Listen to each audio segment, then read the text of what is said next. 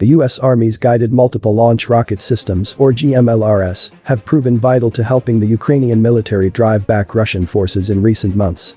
The surface-to-surface platform can attack, neutralize, suppress, and destroy targets more than 70 kilometers away, using indirect precision fires. GMLRS munitions have greater accuracy than ballistic rockets, with a higher kill probability and a reduced logistics footprint. It is easy indeed to see why Moscow truly hates HIMARS and GMLRS. The GMLRS munition has been used to devastating effect on the battlefield by Ukrainian forces. Leveraging the munition's range and precision capabilities, Ukrainian forces have been able to target important high-value Russian targets. Prior to Ukraine's counteroffensives in the Kharkiv and Kherson oblasts, Russia was able to utilize its huge advantage in artillery firepower.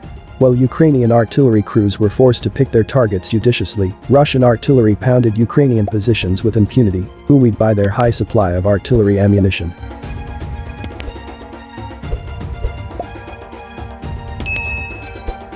The new extended-range rocket pod also underwent stockpile-to-target sequence (STS) testing prior to launch. This effort simulates cumulative effects the GMLRS will meet in the field between factory and launch for the life of the system and demonstrates durability of the missile and launch pod container. The new developmental variation of the guided MLRS family, GMLRS, offers an extended range out to 150 kilometers in all weather conditions. GMLRS shares significant commonality with legacy guided MLRS and is deployable by HIMARS and the MLRS M270 family of launchers. The rounds incorporate a larger motor and have enhanced maneuverability due to tail-driven control.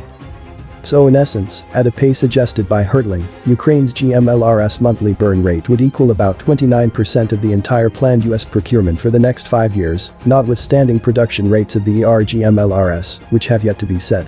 While it is unknown how many GMLRS the US has provided Ukraine or how many Ukraine has already fired, at some point, there is a question of how much is too much to be drawn down from US stocks. What a red line is for the total amount of GMLRS drawn down from US supplies is not yet known. However, the Pentagon seems to indicate that America may not be Ukraine's lone GMLRS provider. But as Ukraine continues to press for more HIMARS, any decision on how many may be gifted by the US has to take into account the number of available GMLRS. This is especially true as the US keeps a wary eye toward the Pacific and increasing tensions with China.